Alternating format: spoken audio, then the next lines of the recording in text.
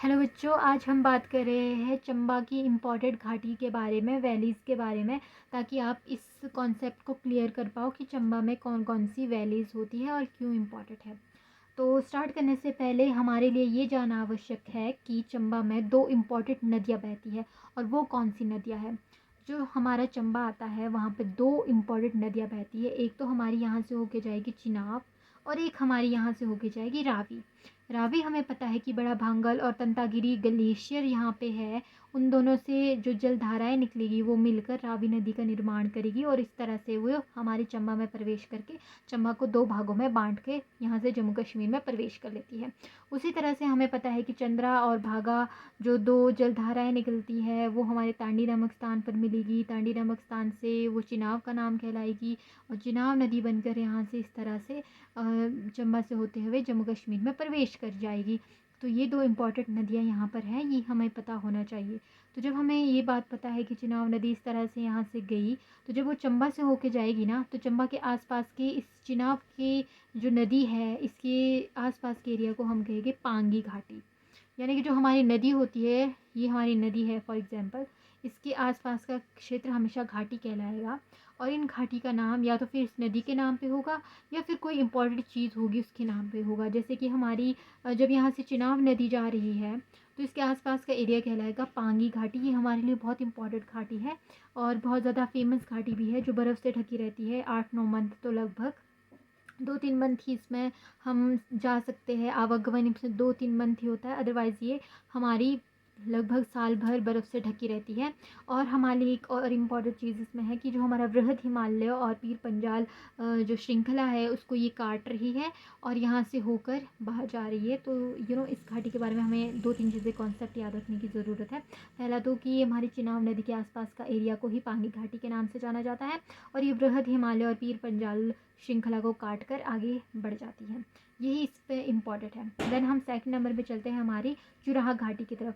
हमें ये बात पता है कि जो हमारी रावी नदी जा रही है उसकी एक सहायक नदी है, उसका नाम है सियूल नदी।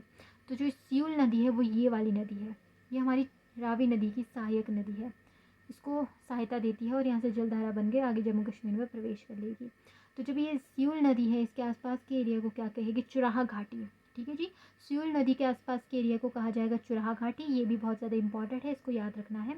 चुराहा घाटी के बारे में एक और चीज़ याद रखनी है कि यहाँ पर दो तहसील आएगी, अपर चुराहा और लोअर चुराहा तहसील। ये दोनों ही चुराहा घाटी के अंदर आती है। और जो अपर चुराहा है वहाँ पर एक गड़ासरू झील है, बहुत ज़्यादा फेमस झील है। बस हमें इतना सा याद रखना है कि ये देखो यहाँ पे एक झील है गड़ासरू झील, ये अपर चुराहा में आती है। और दो तहसील है चुराहा की, एक आती है अपर चुराहा और एक आती है लोअर चुराहा। वो दोनों ही चुराहा घाटी के अंदर आ जाएगी, और ये सियूल नदी के किनारे की जो घाटी है उसको ये हम चुराहा घाटी के नाम से जानते हैं।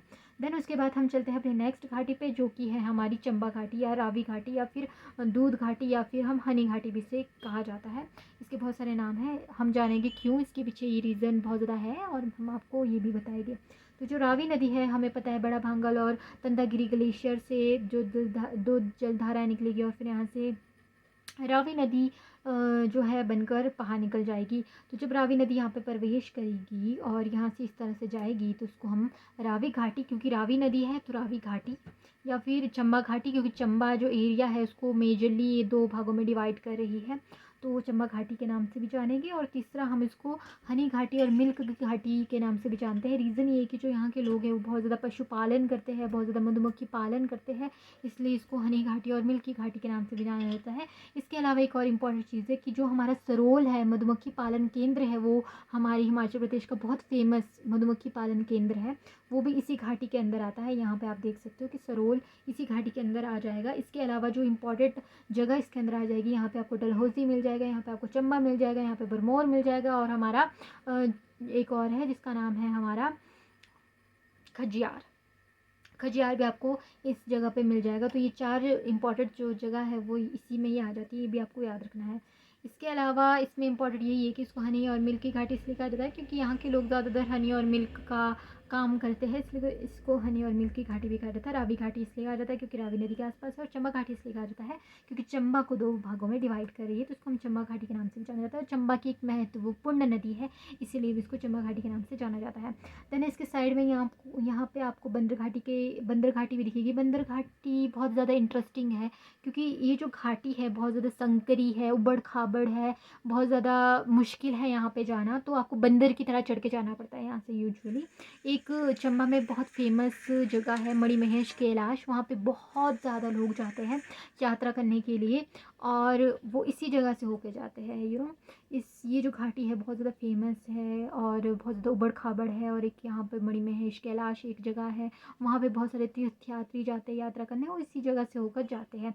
इसमें बस यही इंपॉर्टेंट चीज़ है क्योंकि बंदर की तरह जाना पड़ता है, इसलिए बंदर घाटी, इस तरह से आप इसको याद कर सकते हो। देन उसके अलावा यहाँ पे एक ज़्यादा फेमस नहीं है, बस थोड़ी सी फेमस है, उसका नाम है भंडाल या फिर बांदल घाटी। ये हमारे को जम्मू कश्मीर में यहाँ से प्रवेश होती हुई दिख जाएगी, पर ये उतनी ज़्यादा इंपॉर्टेंट नहीं है, बस आपको याद रखना है कि एक बांदल नाम की घाटी है जो कि हमारे यहीं भी पड़ती है। अदरवाइज़ पांगी घाटी, चुराहा घाटी, बंदर घाटी, और last but not the list Chamba घाटी। ठीक है जी, ये इसमें आ जाएंगे हमारे, और बहुत ज़्यादा इजी और इंटरेस्टिंग है। आई थिंक आपको समझ आ गया होगा। और एक और इम्पॉर्टेंट चीज़ याद रखनी है कि यहाँ के लोगों को, चंबा के लोगों को अधिकतर चंबियाल कहा जाता है हमारे लिए, क्योंकि हम अगर चंबा से बिलोंग नहीं करते, अदरवाइज़ अदर स्टेट से बिलोंग करते हैं, तो यहाँ के लोगों को हम क्या कहते हैं, चंबियाल कहते हैं। बंदर घाटी, मणिमहेश कैलाश, चंबा, सरोल, मधुमक्खी पालन केंद्र, डलहौजी, खजियार, चंबा, भरमौर, ये वाले एरिया याद रखने हैं। चुराहा में हमारे को सियूल नदी के आसपास का एरिया याद रखना है, और गरासुर झील जो है एक बहुत ज़्यादा फेमस, वो भी यहाँ पे पड़ती है। पांगी में हमारे को याद रखना है कि बृहद हिमालय और पीर पंजाल को ये काटती है, और चिनाब के आसपास की जो एरिया है उसको ही हम पांगी कहा जाता है। बस इसमें इतना ही इंपॉर्टेंट है। आई थिंक आपको क्लियर हो गई हो चीज़ें। आज हमने हमारे चंबा के बारे में सीखा, कल हम और 2-3 चीज़ों के बारे में सीखेंगे, जो हमारे अदर ज़िले हैं उनकी इंपॉर्टेंट वैलीज़ है उनके बारे में सीखेंगे। बट आज के लिए इतना ही। आई थिंक आपको समझ आया होगा। अगर नहीं आया होगा तो फिर आप मुझे सुझाव दे सकते हैं कि मुझे क्या सुधारना चाहिए, ताकि मैं अपने कॉन्सेप्ट को अच्छे से क्लियर कर सकूँ। इसी के साथ बाय बाय।